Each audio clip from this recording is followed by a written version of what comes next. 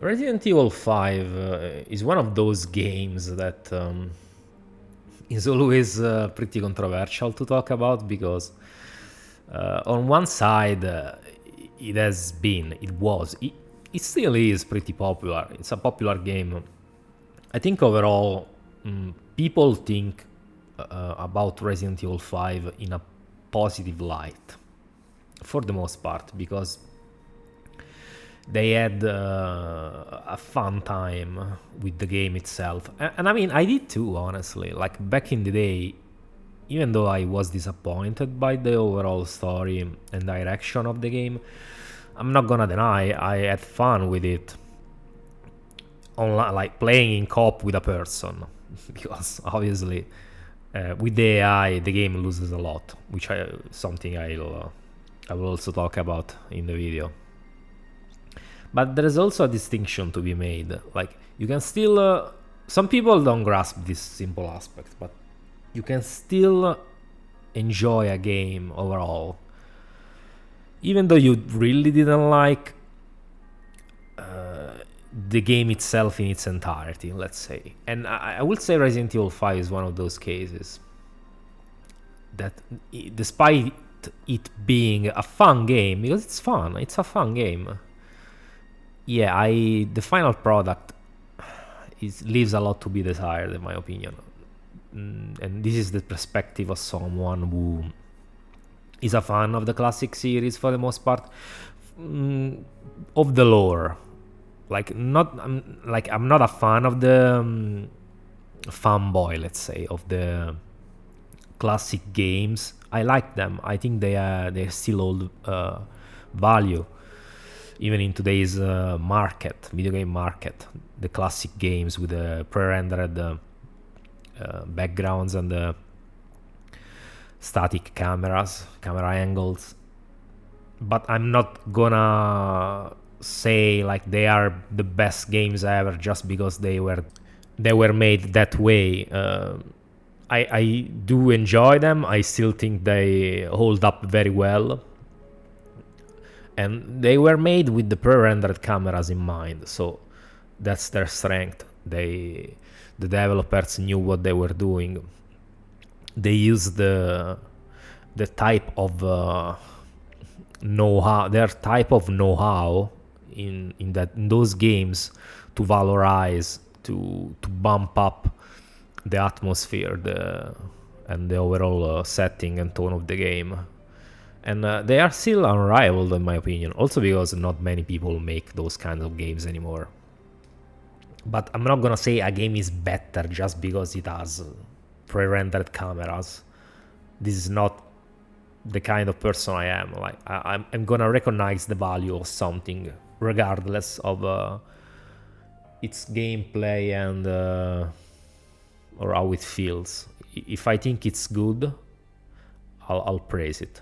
And so this is just to tell you where I'm coming from. I'm not one of those persons who thinks the original titles are best because they were made that way. No, they are overall better, yes, in my opinion, but they are overall better because they did put a lot of effort, a lot of passion, a lot of creativity into them, as opposed to the more modern games. Now, introductions aside, let's talk about Resident Evil 5 itself. And let's start talking about the gameplay, because I'm gonna talk about the story aspects, which are the juicier part of this whole video. Story, lore, characters, and so on. But I'll start with the gameplay, because it's the most simple thing to talk about. So, why I think Resident Evil 5 is a disappointment, also in terms of gameplay? Well, first and foremost, they pretty much copy and paste the gameplay from Resident Evil 4. This is undeniable.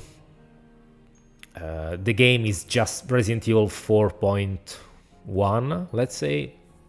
They did add a little bit more quality of life changes. For the most part, a I would say the bigger improvements are the camera that's on screen. You can enable the camera on screen.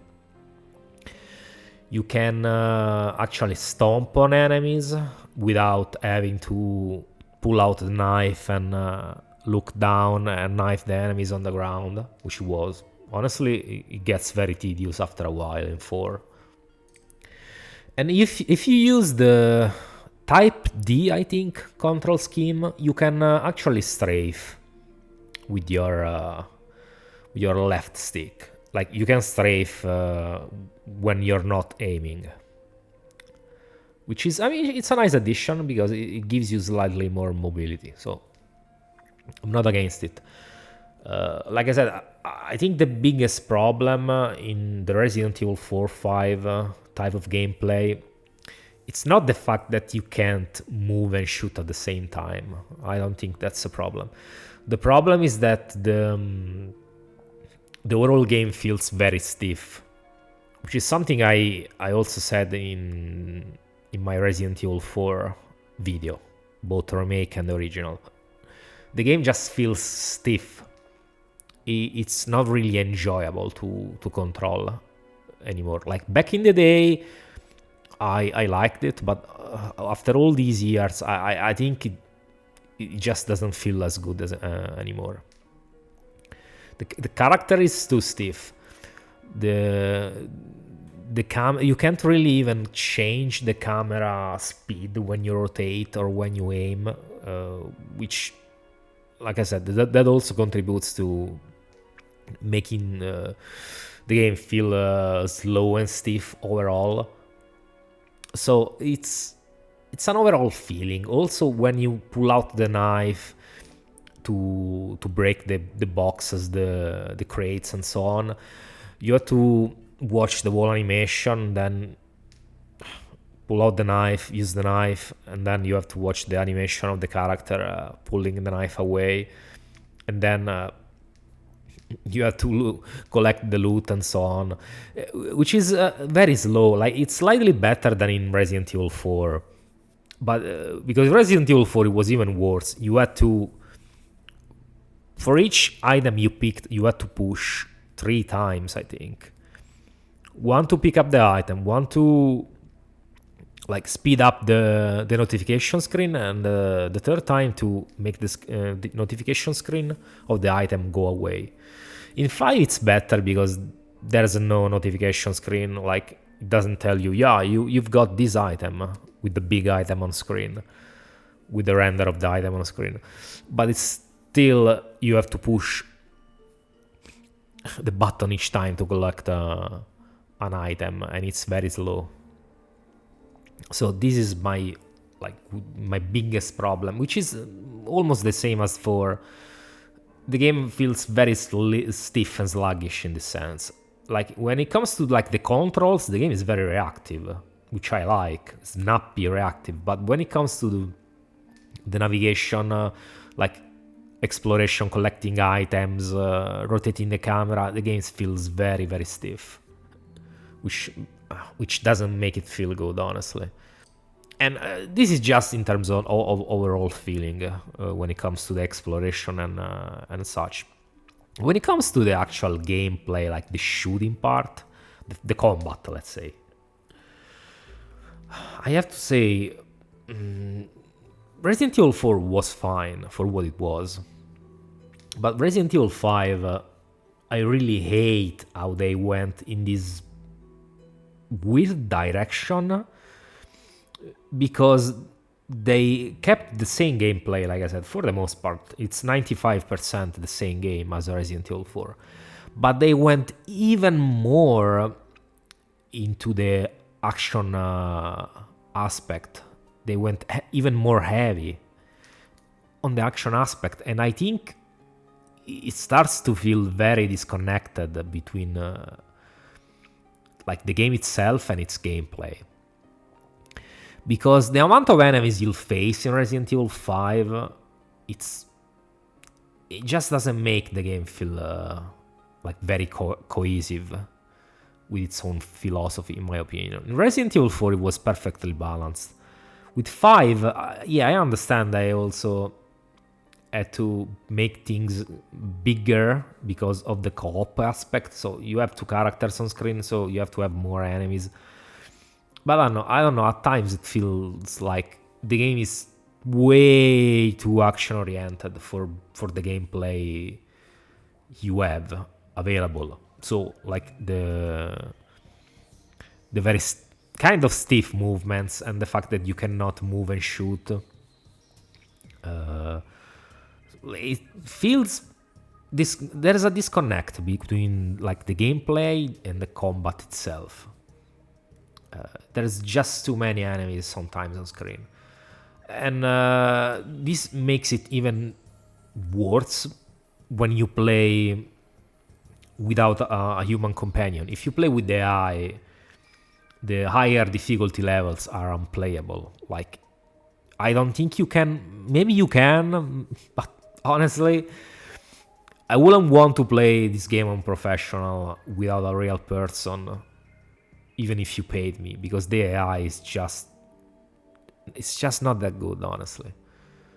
It's just not good.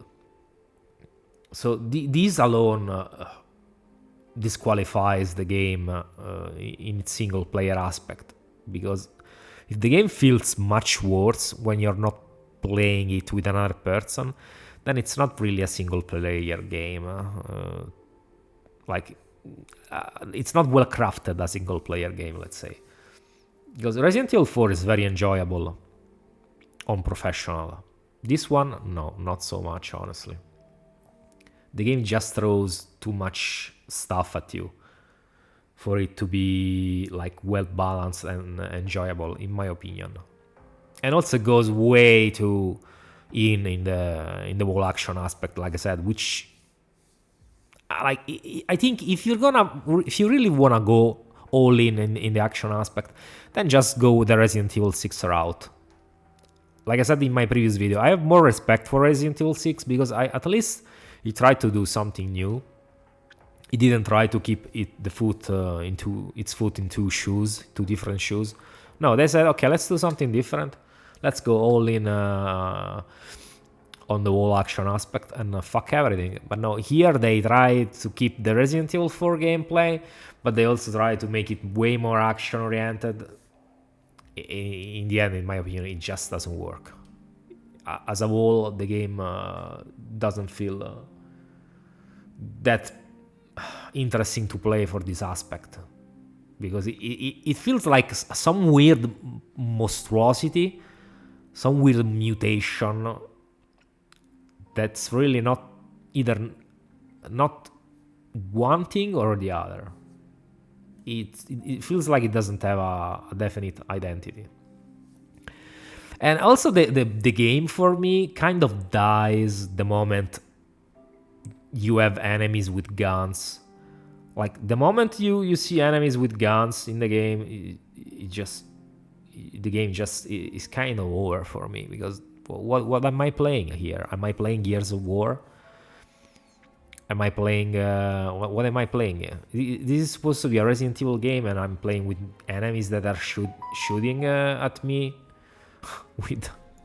with fucking guns, and I'm behind a wall, like waiting for the right timing to shoot them back with a half-fast cover system that's very situational, because it's only available during specific like occasions. Same as Resident Evil 4 was, but in Resident Evil 4 you only had to deal with this at the end of the game. So you said, I mean, yeah, whatever, it's at the end of the game. But here, no, you start having to. The game starts to give you the possibility to use the covers from the half point, I think, or even slightly before. So yeah, like as a whole, I really don't like the idea of shooting other human enemies in the game. Now, it's fine if there are, like, for example, in Resident Evil 3, which was way more action oriented, you had a single boss battle which was optional, with Nikolai on his chopper, for example, And that's fine, because I mean, it's a single boss fight. I can deal with that kind of stuff. But this one, no. This one, there's whole sections where you have to shoot enemies with your guns, and it's just no, just no. This is not what I want from a Resident Evil title. Or at least, if you really wanna put enemies with guns in a game, just make it very situational. Make it like in a single section, like one level where there are all human enemies, and then you don't meet them for the rest of the game. But no, the game is just, again, all human enemies for the most part. I would say 80%, 90% of the game is human enemies. Sometimes with the guns, sometimes without guns, but still. It really feels like Resident Evil 4.2. And also, as one last thing related to the gameplay, I would say that the fact that this game still relies heavily on quick time events to manage dodges and so on is also another one of its biggest flaws. Because I could be fine with it in Resident Evil 4 since it was an experimental title. It was the first title of its kind, so I sort of was okay with it. But the fact that they didn't really do much of anything to improve that aspect in this game, despite already having the blueprint ready, once again feels very lazy. Because honestly, you can't even cheese the quick times in this game on the higher difficulties. In Resident Evil 4 you could. Here I don't think it works, and starting from veteran. On normal you can still cheese them. Cheese them means option selecting them. So like every time there's a quick time in this game, you have I think no more than a couple options to press. So if you just press both the buttons and you mash them, the game will pick the right button for you. And it was the same in Resident Evil 4. But on higher difficulties, it doesn't seem to work anymore for me. So you actually have to pay attention to the quick times. But the problem is that sometimes there's just so much shit on the fucking screen. And I can't be stressed to do the quick times every single time.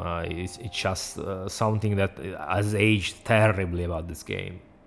Especially on higher difficulties, because on higher difficulties you die if you fuck up a quick time, even in game. It's not just in cutscenes, even in game. If you mess up a quick time, you lose all your life and you go in dying state. And it's even worse because the quick times are multiplied per 2. Like, you have to get them right and the other character has to get them right as well. So yeah. So it's not. It's something that probably the top 3 worst aspects of this game.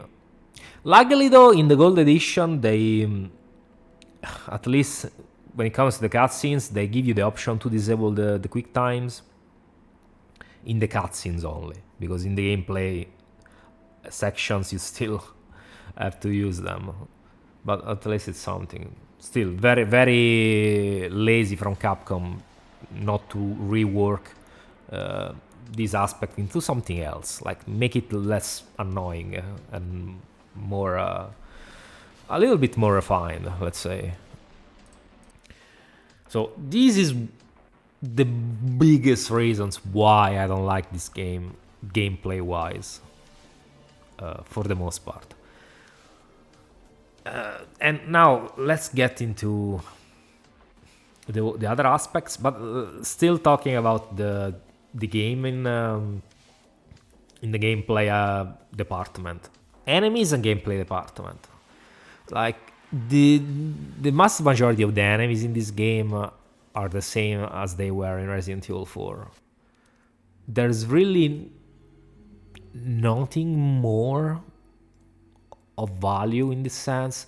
Like, yeah, they do give the player like slight fan service with the leakers, or What else? Not really much.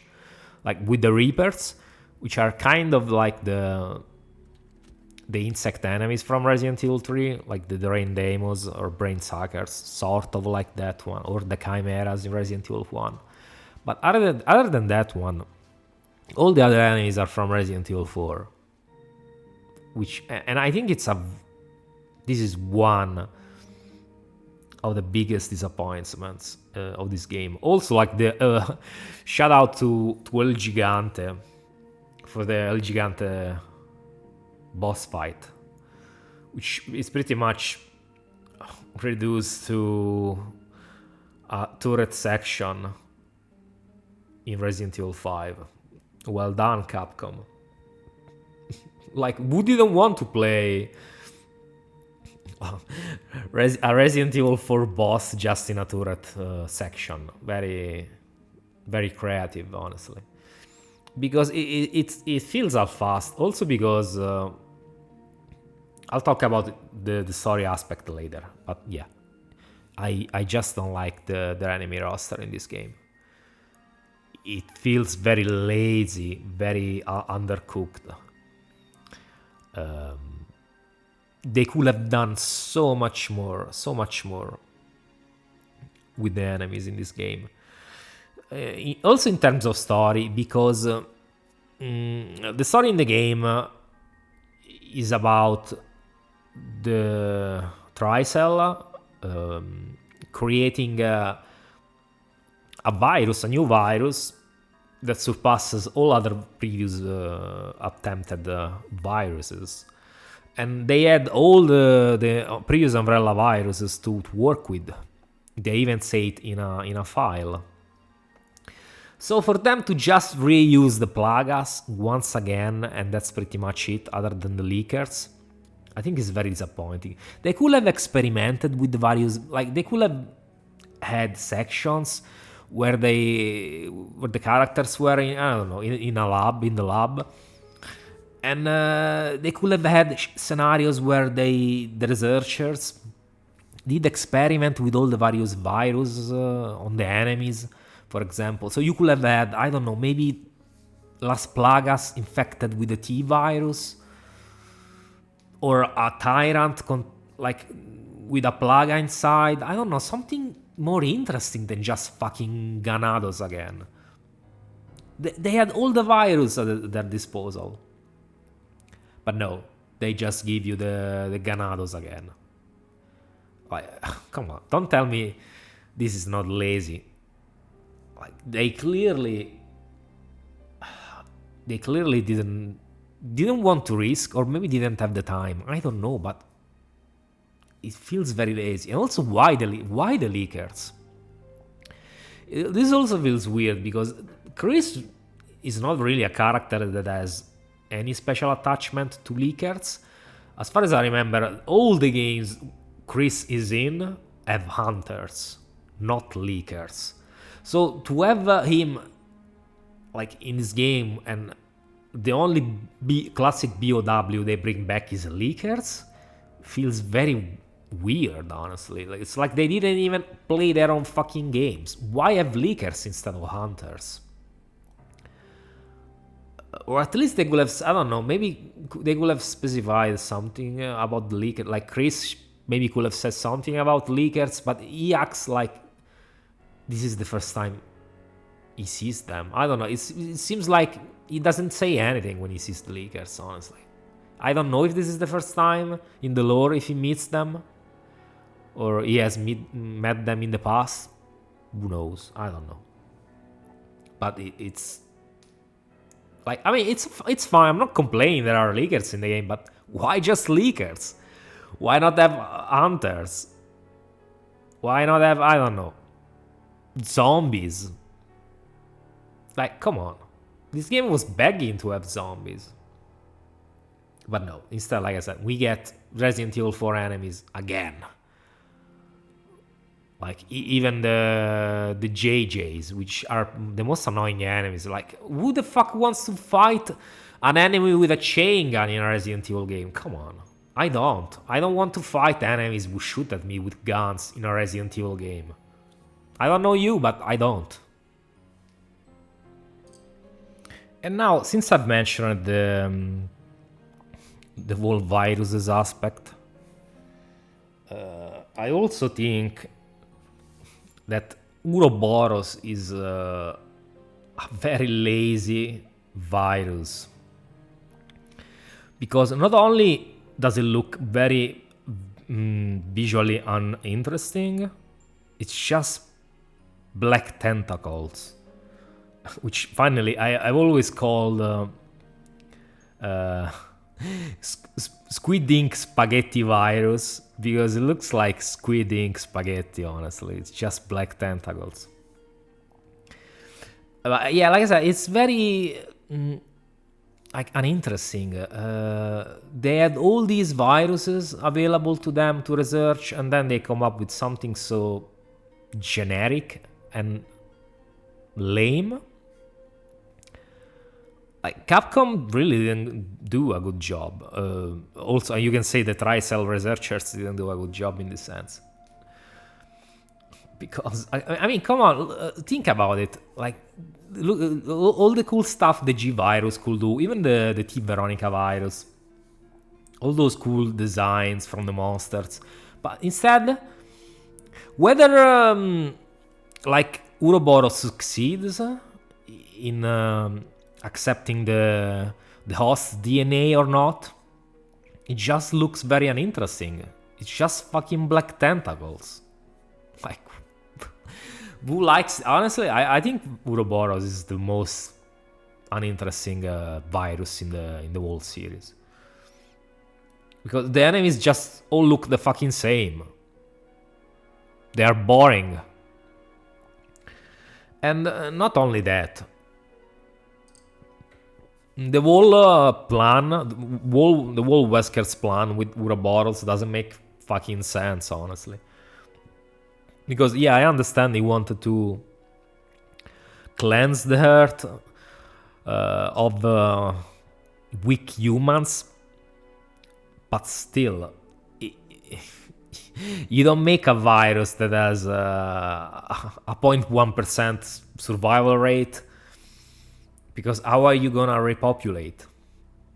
It's just a very stupid plan overall. And also, what is he gonna do with all the giant Uroboros mass of people who get rejected? What is he gonna do? How is he gonna control them?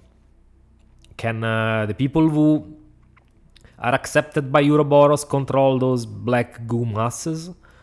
I don't know. I don't think it's ever specified. It's ever mentioned in the game or in the story. So it just feels like a retarded alpha's plan. Which, by the way, they also mentioned this in Resident Evil 6. Even though I haven't played Resident Evil 6, like I said, but I did play the demo and watched a few cutscenes and so on. Carla Radmes, which is the failed Ada clone, says specifically that Wesker was a fucking retard for what he was trying to do, because his plan is stupid. Like, yeah, it goes without saying. I don't have to explain it to you. It's just a stupid plan. But we'll talk about his character assassination later on. So, I mean, if you want to say something okay about Uroboros, I guess you can say that it sorts of reminds you of the Leechman from Resident Evil 0, which I don't know. I don't know if it's something that was wanted by the devs, because from what I remember, the Leechmen were made with the T virus, while Uroboros is made with the progenitor virus, at least if I haven't misunderstood something. So I don't know why they wanted to make this visual connection between these two things. Maybe it's just coincidental, I don't know. But the Uroboros failed like creatures look very similar to the Leechmen in Resident Evil 0. I don't know. Maybe I'm just like seeing things that are not there. But let me know in the comments if you feel the same way about it. if I'm, like I said, if I'm hallucinating, or there was like a specific intention from the devs to make these two things look similar, because they do look similar, even though they were made with completely different viruses. But overall, I think Uroboros is a very uninteresting threat. And also, like, when Uroboros does accept its host, like with Wesker, I think that's what being accepted looks like by Uroboros. What are his powers? This virus is so superior. And then it gives you black tentacle powers. It's not really like something special or interesting. Like, Wesker was stronger before he got Uroboros. He was faster, he was stronger. Maybe I'm missing something, but for example, I think the G virus had way more potential in terms of like gameplay possibilities, in terms of enemy design, body horror. Like, look at Birkin, at Birkin's all the transformations he had in Resident Evil 2, and then look at Uroboros, black tentacles, very uninteresting, like I said. But yeah, I mean, Uroboros just fucking sucks. Also, since I did mention the similarities between Uroboros and the Leechman from Resident Evil 0, maybe this little snippet should have been mentioned in the gameplay part, but I'll talk about it now, because this video is gonna be full of rambles like this. When it comes to Resident Evil 5 and the co-op aspect, I think, like, I'm not against, because it seems like making this video I'm against Resident Evil, a co-op Resident Evil. No, I'm not. Actually, I'm one of the people who kind of wishes the rumor about Resident Evil 0 remake is actually true, because I want Resident Evil 0 to be remade, mostly because the co-op aspect. I don't think they're gonna make it justice, because modern Capcom's writing sucks compared to the classic Resident Evil writing. If you watched my 2 hours video on Resident Evil, you know what I mean. But yeah, I actually think like Resident Evil 0 was heavily nerfed when it comes to the fun factor by the fact that it did not have co-op. Like, you couldn't really play with 2 players, like, as far as I remember. So yeah, like a possible remake in co-op, like online co-op or even split screen co-op, would be fun. Like, would be worth it even just for that, in my opinion. So I'm not against a possible co-op experience when it comes to Resident Evil. What I'm against is like this game, Resident Evil 5, being co-op, because the co-op make it so that this game is balanced in a certain way. I did mention this briefly before about the co-op and everything, but the problem is that with Resident Evil 0, the rhythm of the game is very slow.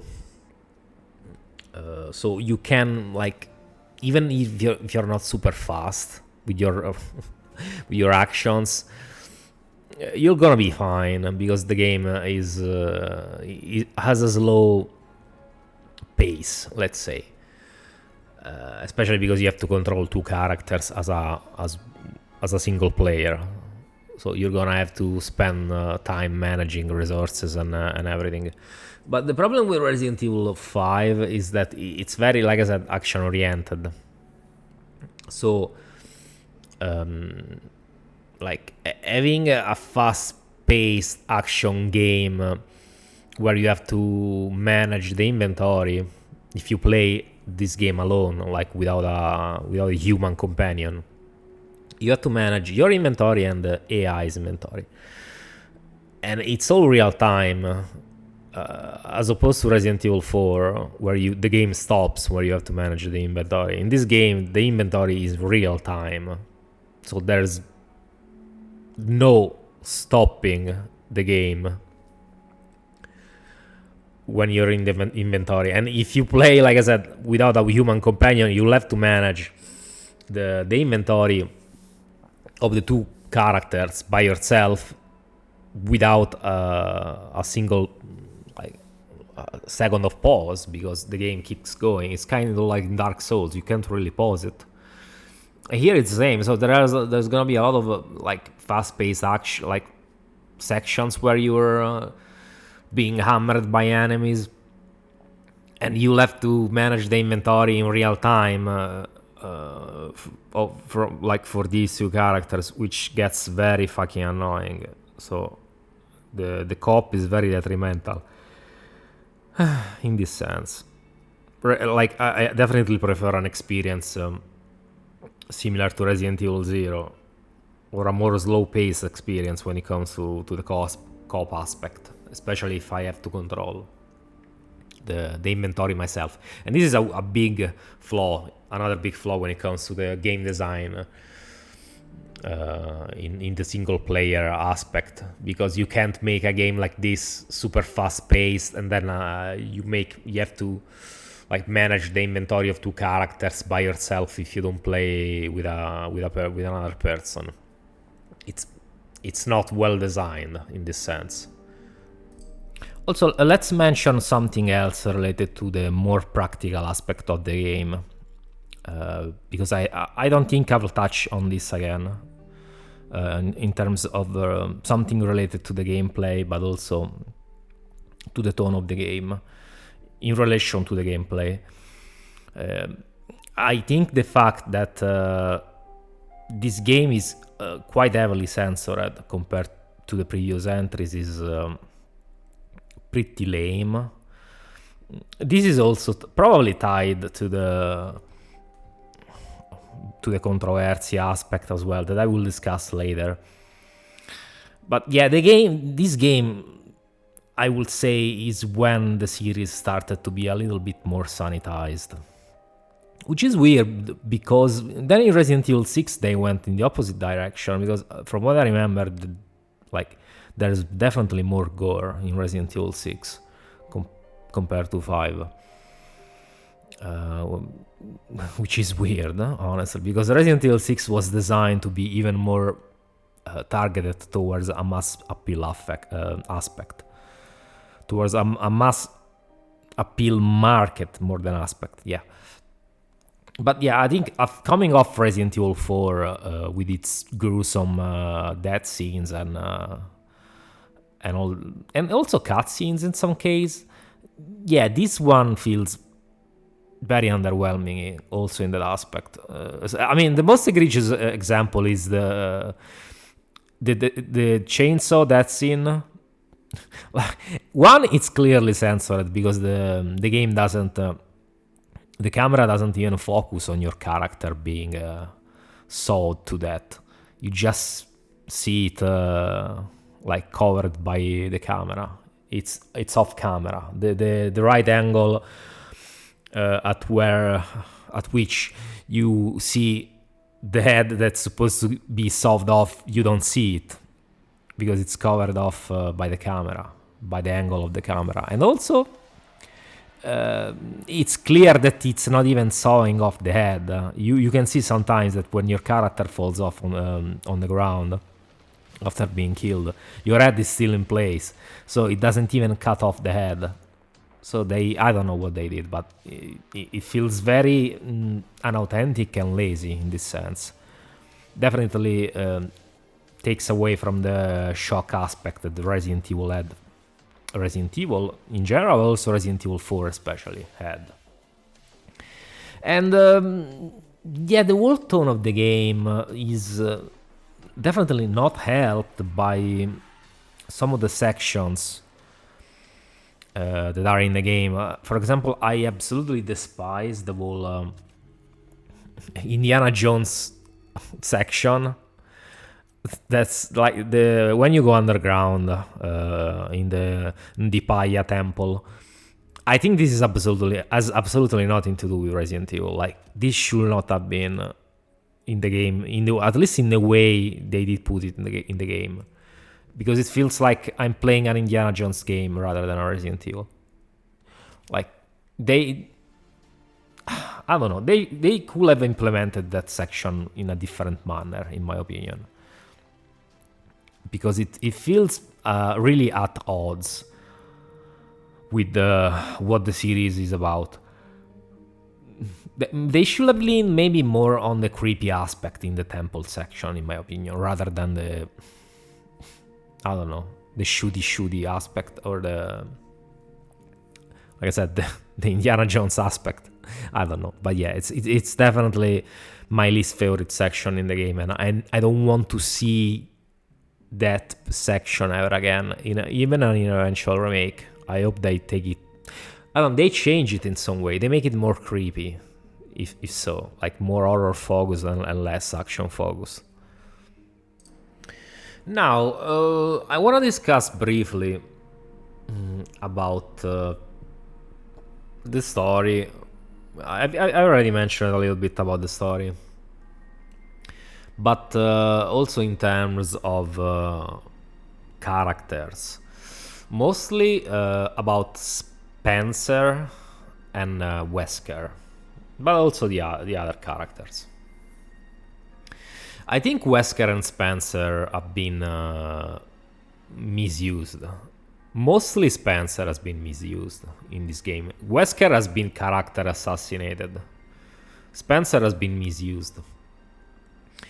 Because when it comes to Spencer, he's the only Umbrella founder, at least among the big ones. So like Ashford, Marcus, and Spencer. He's the only one amongst these three which has not gotten his own game. Because in Resident Evil 0, you get to know Marcus, Dr. Marcus, which he was actually the inventor, the inventor.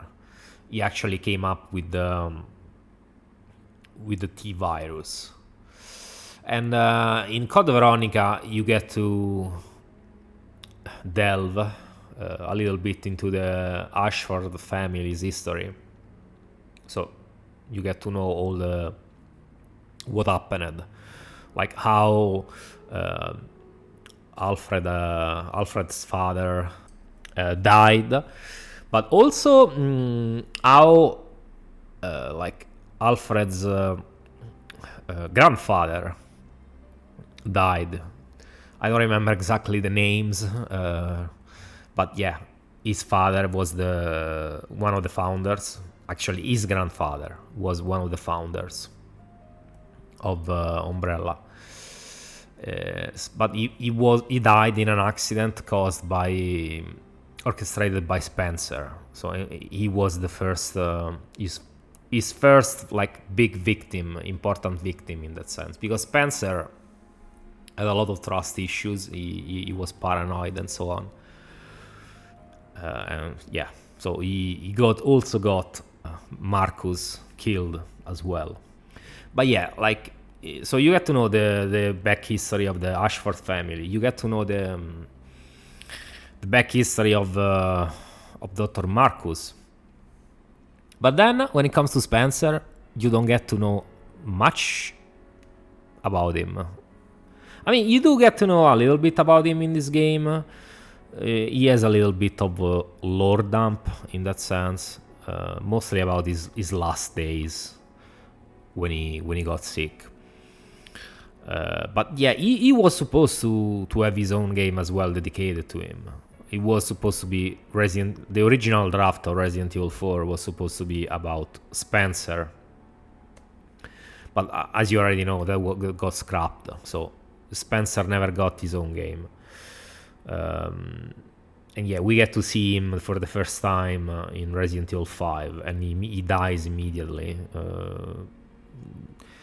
I think it's a missed occasion, because it would have been interesting to explore more of his life. I think he's a very interesting character.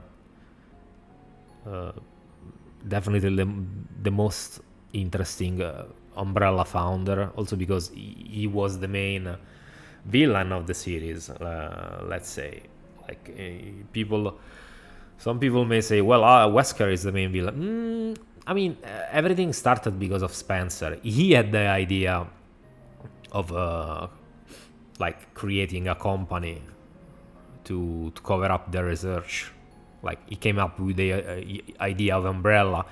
He came up with the idea of using the crest from Miranda's village as the symbol of the company. I mean, everything started from Spencer. So the fact that he did not get his own game as main bad guy is kind of a waste, honestly. He was very badly mismanaged. Yeah, they make him die. Like, the lore dump about him is fine, but we only get to see his last few months, like his last few moments of life, like when he was already sick. We don't really get to see much of him other than that. The first time, in Resident Evil 5 is the first time you actually get to see Spencer like talk, which is kind of crazy if you think about it. Like, this guy was the guy who started everything, but you barely get to see him, and he's relegated to a fucking cutscene that lasts like 5 minutes at best. Not even that, probably. And he dies. I don't know. I think it's very lame in this sense. It should have been managed better. When it comes to Wesker, I already mentioned his plan is stupid in Resident Evil 5. But I also think they did him a disservice, because Wesker has always been a very pragmatic guy. Smart, pragmatic. Not the kind of guy that goes full retard. If you want to use like this reference. Like, the way they made him act in this game is very out of character, in my opinion. And also, this is gonna be like a comparison with other franchises, because this is something they do in not just in Resident Evil. They do in different stories in general. Like, when they make a character too strong, like the villain too strong, so he has to like just not kill the protagonist because reasons. So they made the villain too strong, but he never kills the protagonists, because otherwise the story will end very soon. But then why do you make the villain so strong?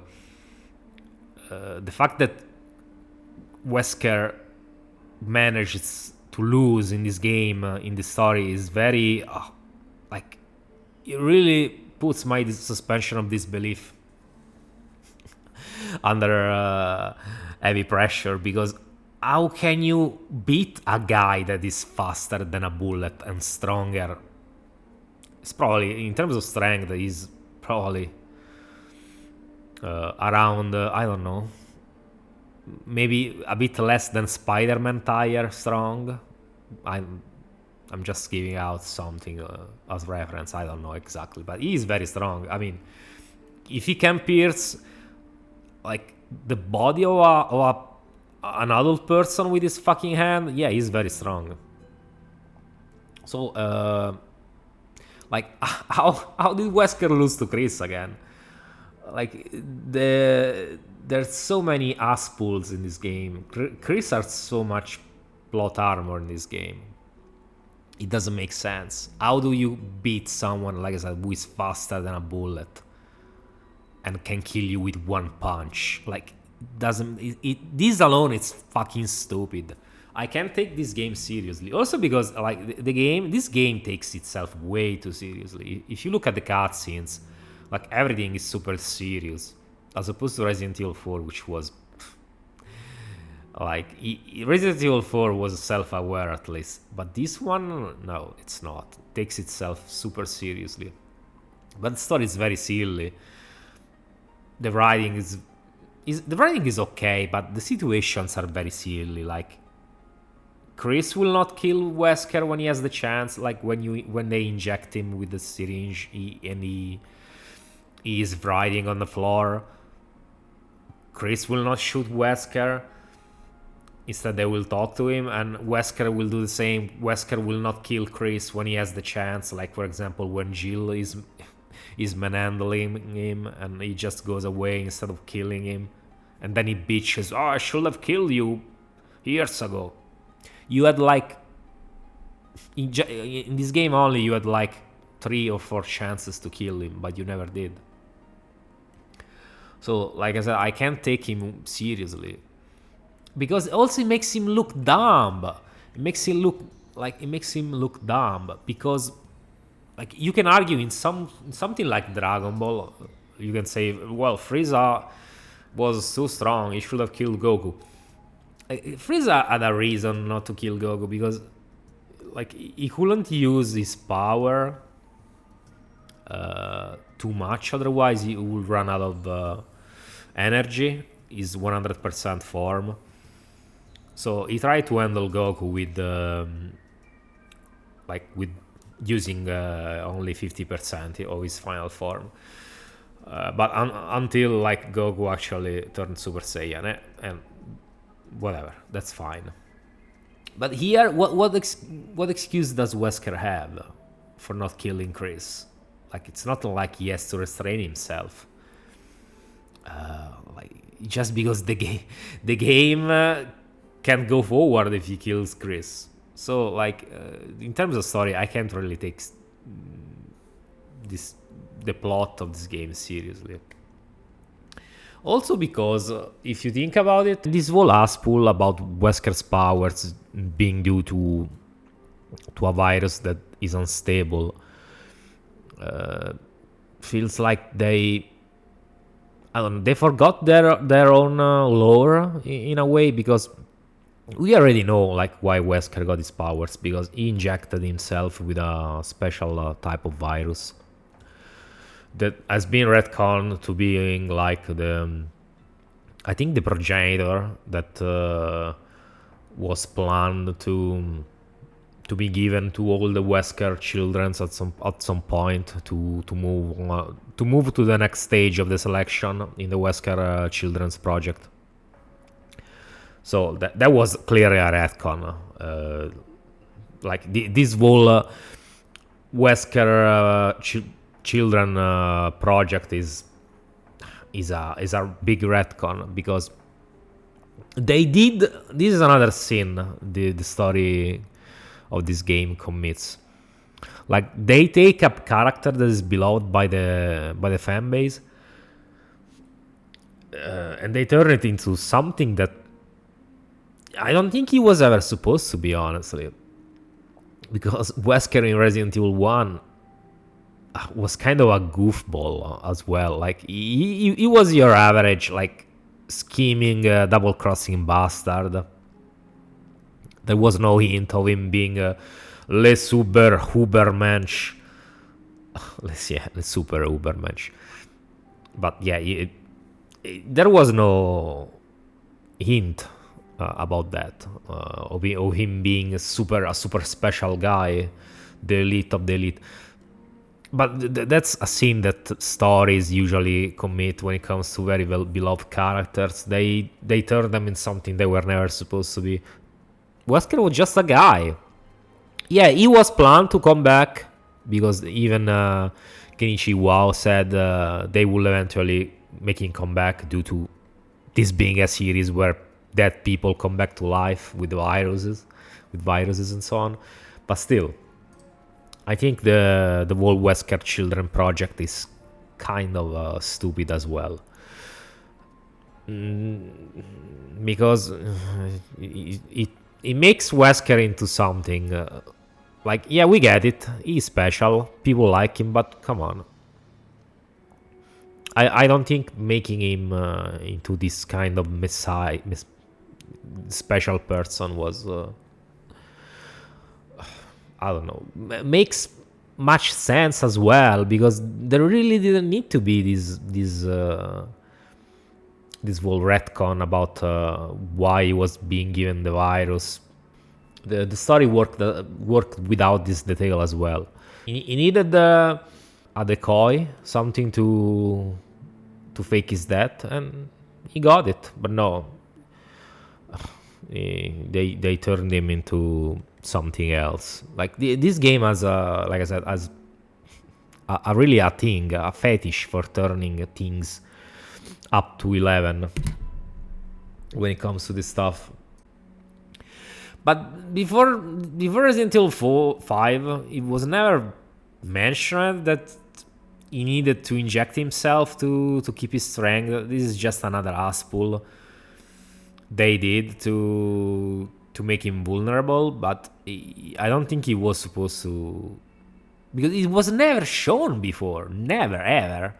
And then also Jill, like, instead of telling Chris immediately, like, she has to make a detour when she's escaping just to tell Chris about this thing. Like, why didn't you tell him before?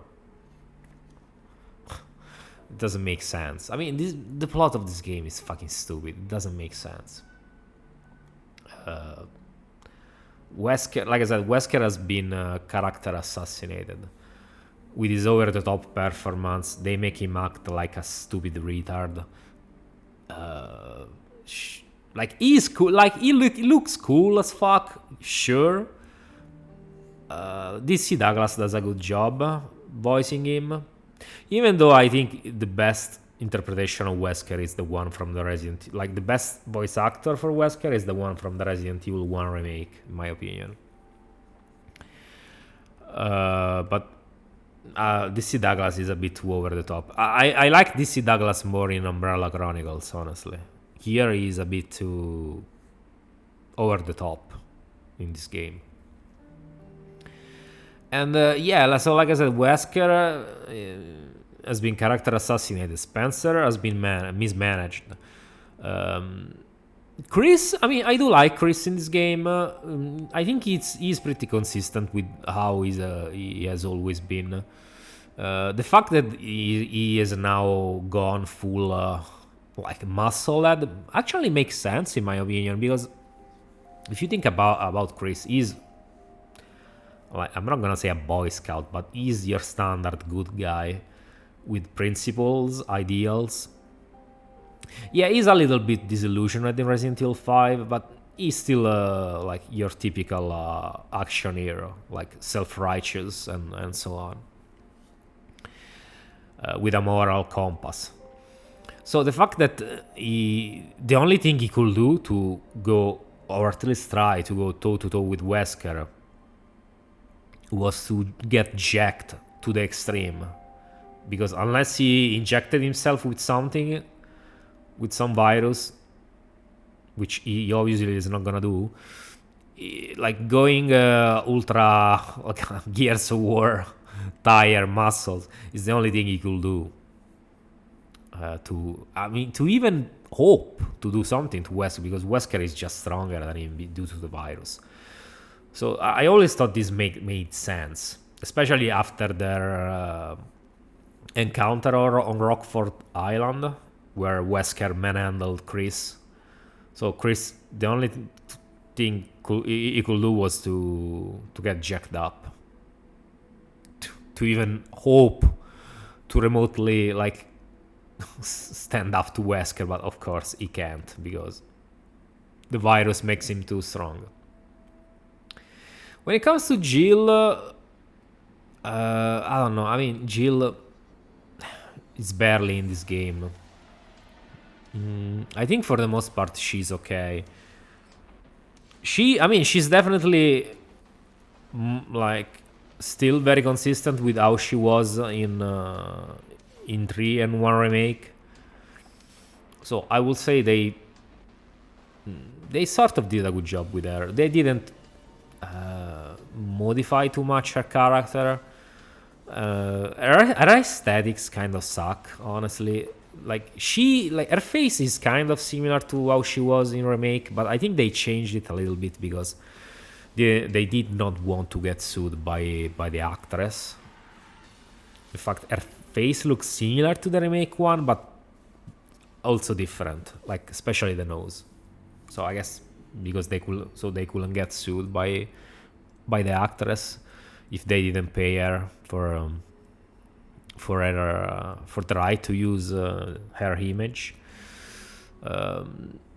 I just think it's a bit stupid how she can manhandle Chris just because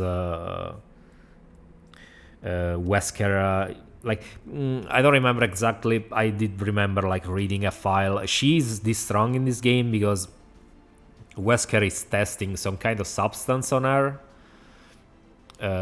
Some kind of residue from another process that creates this substance that makes her stronger and faster. So that's why she's strong, which is administered to her by that device she has on her chest, which that is also very stupid. Because when you remove that thing to her, like that thing is installed on her right above her heart, and possibly is tied to her spine. And the fact that, okay, let's just remove the thing with our bare hands. Like, you just remove that thing with your bare hand and she's fine. Like, the thing, like I said, is probably connected to her spine, or at least to her heart or something. But no, okay, let's just remove it because the game demands it. The story demands it. Fuck logic. Yeah, that's another thing that's very dumb, in my opinion. So even though this game does some things in terms of story I like, I think overall they really do a piss poor job of managing the lore. A lore that's been crafted during the years. This all comes down to what was built before, and in my opinion they fucked it up with their stupid plot points, their stupid retcons for the most part. I don't think all the story is all bad per se. I think there are a few things that are actually well done. For example, the idea of the virus, progenitor virus originating in Africa, I think it's a good plot point. I like how they try to connect everything, like all the timeline from the early 60s and even before to the modern games with this game. Like all the there's a big lore dump with the files, especially when you get to the Umbrella Tricell Lab portion of the game with the files recounting the trips to Africa of James Marcus and his assistant. I don't remember, Bailey, I think his name is, the guy who remains pretty much almost all his life in the African facility,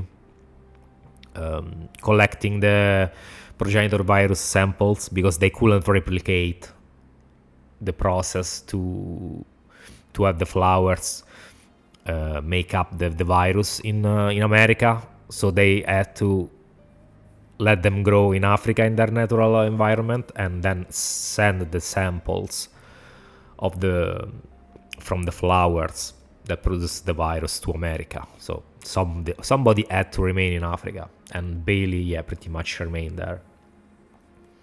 So, like, in this sense, I really like how they try to tie up everything with the past. Like I said, I like Spencer's overall depiction in this game, but I just think he was mismanaged because he got so little screen time. They really didn't do anything with him. They went full in with Wesker, even though I think they could have both worked as villains in this game. Like, maybe the first part of the game they could have had Spencer as a villain, and the second one Wesker. I don't know, but something like that. But people say, well, this game in terms of story is better than 4 because it at least respects the lore. Like it doesn't do like 4 that disregards everything. Here you get something that at least tries to patch up things and move the story forward. But you can say yes and no, because yes, in a way it does, but I also think the elements need to be used well for it to matter, because if it's just like for the most part badly used in terms of story elements are badly used, other than the few things I mentioned that I like. Everything else not so much. The story could have been much more interesting in my opinion, but instead they really went with the easiest, most action-oriented, action-packed thing they could come up with. I would have preferred if there were more of horror-focused sections, but I mean, what can you do at this point? They decided to go full in on the retardation action aspect. The few things they did well are well done, but they do not salvage a story that it's fundamentally broken, because it takes itself way too seriously and it's pretty stupid for the most part. And I mean, I know there's the possibility that some people, if anyone, ends up watching this video, they may say that Resident Evil story has always been dumb. I mean, I'm not gonna deny that it's a franchise that with mostly a dumb story, you can say, some dumb plot points, because the whole idea of a virus doing all this stuff is pretty outlandish. But what makes a good story, at least for me, one of the parts, let's say, that makes a good story is how much I can suspend my belief, how much my suspension of disbelief can keep going until it breaks. And with this game, it broke so many times. I just can't, like I said, I can't take seriously the story of this game. The whole melodramatic tone, the plot points that don't make sense. Like, just look at the Tricell facility underground. Like, how did they even build that thing? It's huge. Like, the Umbrella facility, yeah, it's a small one. You can tell it was supposed to be secret. But they somehow build off that thing like a super extra huge research facility. Like, how did they manage to do that? Also, the layout doesn't make sense, honestly. It's all underground, but whatever. Like I said, they really went too much deep into the, I guess you can say, into the rabbit hole with this game. They really didn't think much of anything. Much about the consequences of what will actually, their choices will actually entail. Because in the previous games, they had like some well thought and carefully crafted plot points. Like, they actually did try to build off things to carry them into the future and to develop the plot points gradually. You can tell, at least in the first 3 games, they were trying to do that.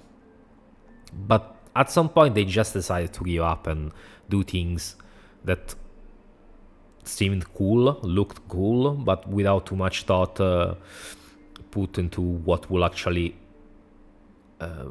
have to be done in the future. And this is pretty much the whole game. This whole game is, let's make things that look cool, and who gives a shit about what comes next?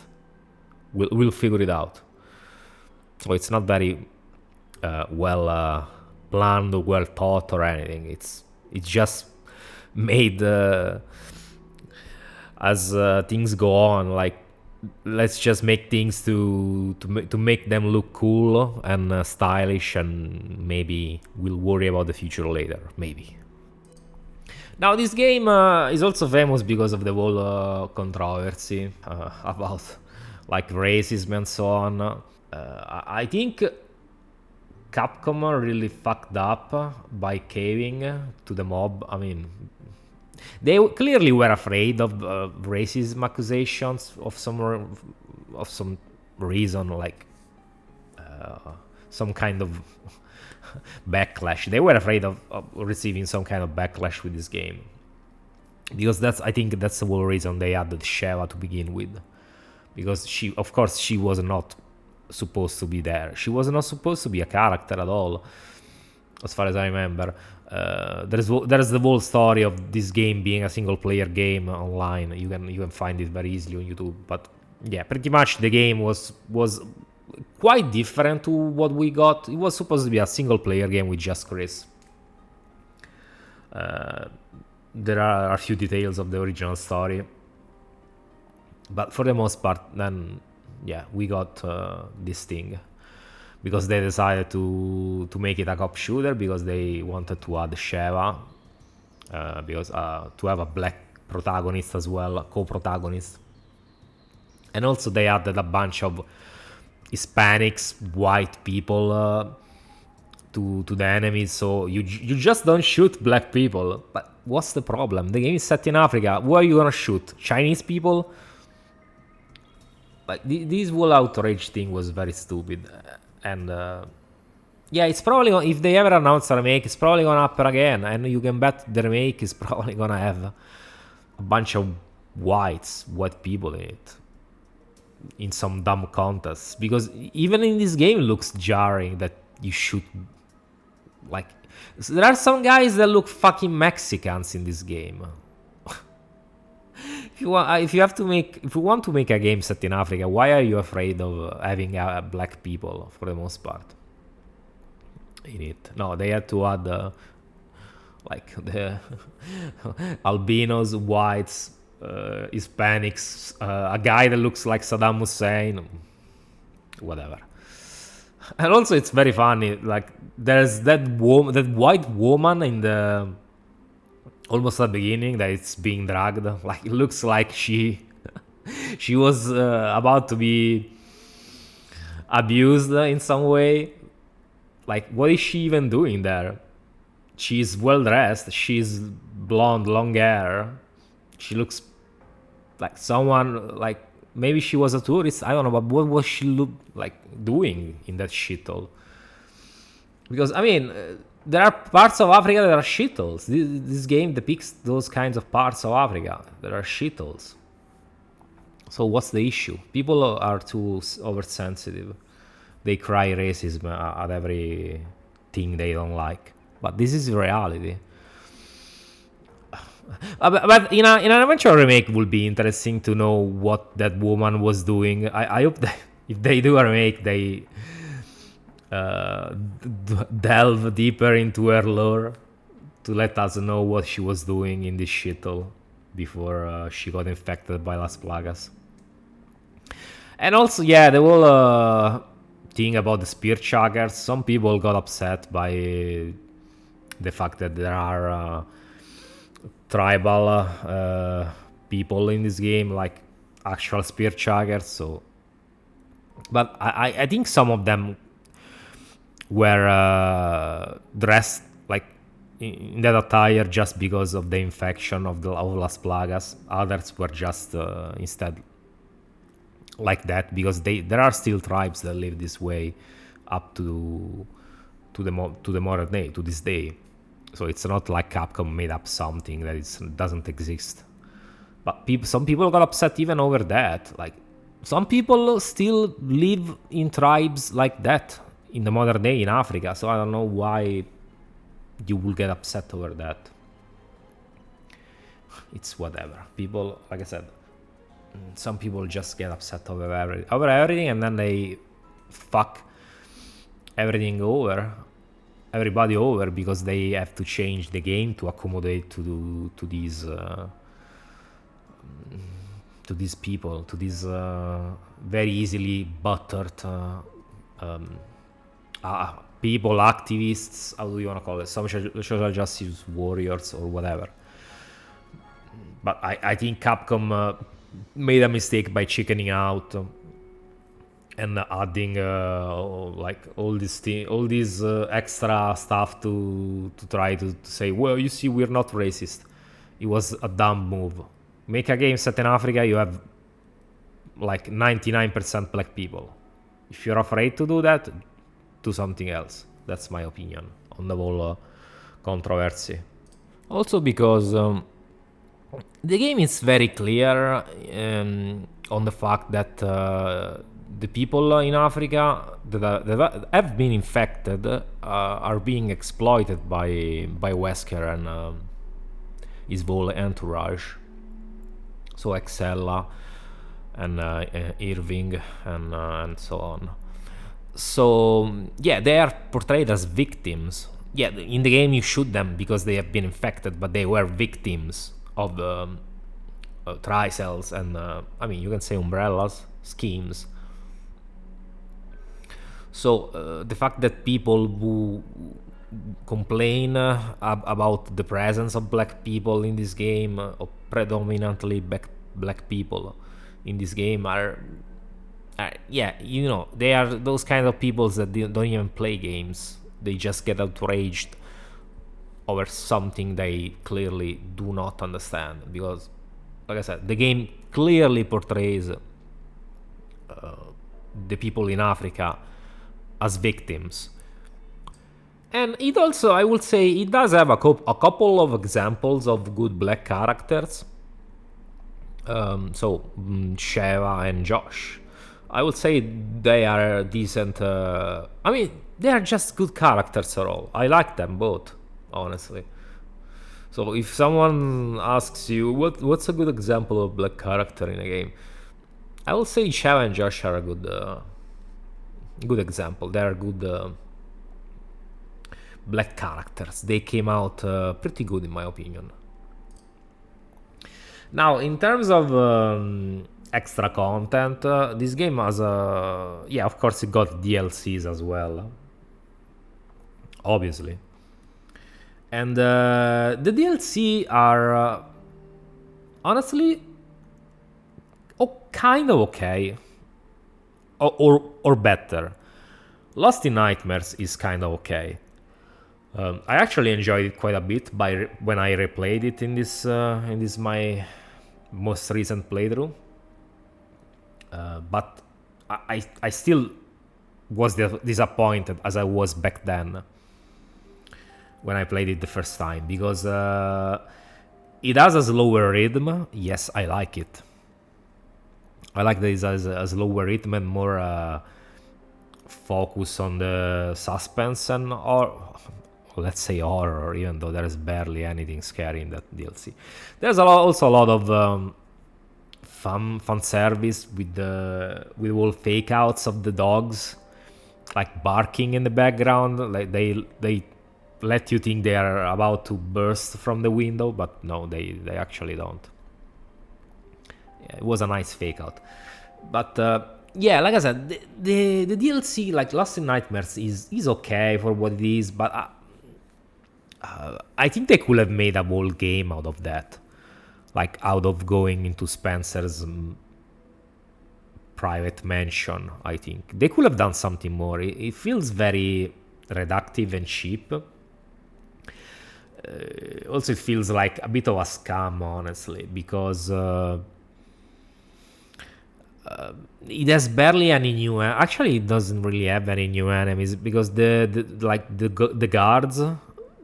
There's like those guards with that anchor they use as weapon. I don't know how they are called, but they are kind of like a reskin of the executioners from the beginning of the game, like the one with the axe that cuts the butcher's head, the one that gives you the weapons at the beginning. So it feels just a reskin of that. And then there's those sort of zombies that, yeah, those guys piss me off, because they are clearly supposed to be zombies, but they are used as obstacles on the ground. They just grab you.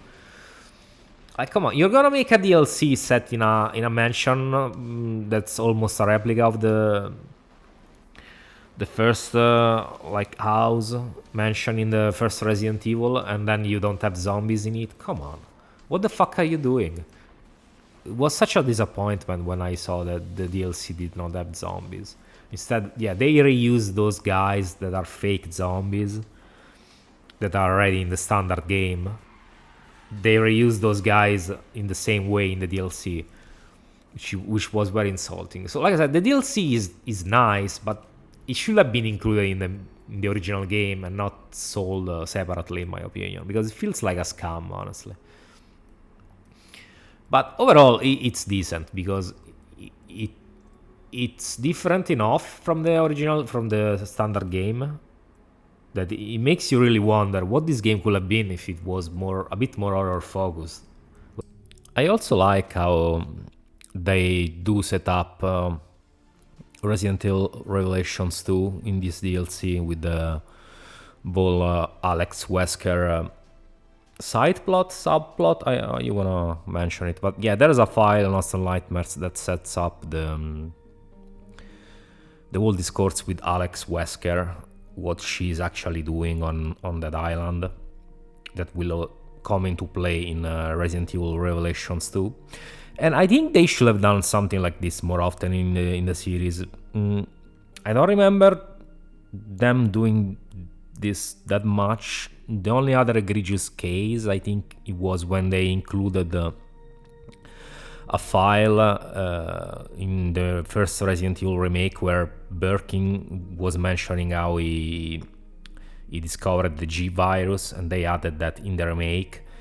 Maybe there's a few other cases, but at the moment I don't remember them. But I really enjoy when they do set up like future games in the current games files. It's because it builds up the continuity between the games and the universe. So very, very good on that part. The second DLC instead, I think, is ass, because it's full on. It's even more action oriented than the standard game, which I think it's not fun. It's too action oriented for my taste. It's just a shoot bang. Like I said, with this kind of gameplay, shoot bangs don't feel really that good. Also, playing it with the fucking AI is atrocious, because the AI is stupid in this game. So it's not fast enough to react to the enemy, to your immediate needs. And yeah, for the most part, like I said, the first DLC is okay, the second is bad. Once again, there's the regret of not having more classic BOWs, like, or combinations, like I said before. Having like zombies infected with plagas, like I said, Tyrant infected with plagas, plagas infected with the T virus, plagas infected with the G virus. Like something like mix them up, try to experiment. Like, you have all these virus, experiment with them, make new enemies. No, instead the only new enemy we got is that the only BOW we got was that fucking bat, half centipede, half bat. Like, wasp. I mean, it's okay to have new BOWs, but come on. And also, yeah, that kind of crab spider, but very disappointing. Like, come on. Who came up? They're okay as new enemies. They're fine, but like I said, I wanted something more akin to the classic enemies as well, because it feels like a waste of a game not to have them.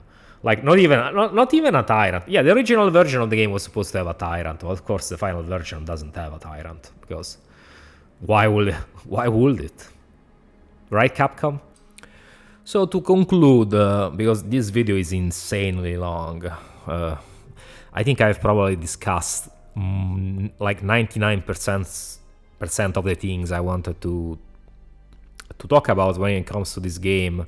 Probably I've missed something, a few smaller things. Maybe I'll clarify them in the comments if there's enough interest. I don't know, we'll see. But yeah, in conclusion, I think Resident Evil 5 it's a fun game. Don't get me wrong. I do enjoy it back in the day, but I was still very, very, very disappointed by how they did handle everything. Because this game, I had expectations for this game, because the expectations I had for Resident Evil 4 were betrayed, and we got a fun game overall, but a very disappointing Resident Evil. With Resident Evil 5, I had hoped they would have rectified those mistakes, at least when it comes to the lore aspect of the game, but not really. Like I said, the game is more in tune with the classic lore, sure, but the way they handle the various elements, it's very disappointing in my opinion. It's a mix of wasted potential, missed occasions. They could have done so much more with the classic lore, with the ball umbrella, Wesker, Spencer thing. I also think they fucked up Resident Evil 0. Like, they could have done so much more. Like, I would say the only really good games in terms of lore and how they handle things and how they feel the whole universe feels interconnected, and how the stories still somewhat make sense, are the first 3 games. Also because during that period of time, the series was still being handled relatively by a small number of people, at least when it comes to the writing. So it felt mostly cohesive, because it was most one person, maybe 2 persons writing the games. So it felt still interconnected and made sense. But when the writing jumps from one pair of hands to too many others, things start to get out of hand, of course, because different writers have different priorities. So this is what happened. The series became a clusterfuck that lost kind of its identity, and tried to pander also to the Western market in terms of gameplay, with the Call of Dutyfication, because during this period of time there was the Call of Dutyfication of various franchises, and Resident Evil 5 is clearly another victim of this. But yeah, like I said, I've said most of the things I wanted to say. Let me know your thoughts in the comments, and please put like and subscribe as well, because this video took pretty much a lot of my time to make. And during this period of time, I don't have much time, free time, so please consider subscribing. I mean, you know, all that stuff. But yeah, thank you for watching. Catch you very soon, relatively soon. Bye bye, guys.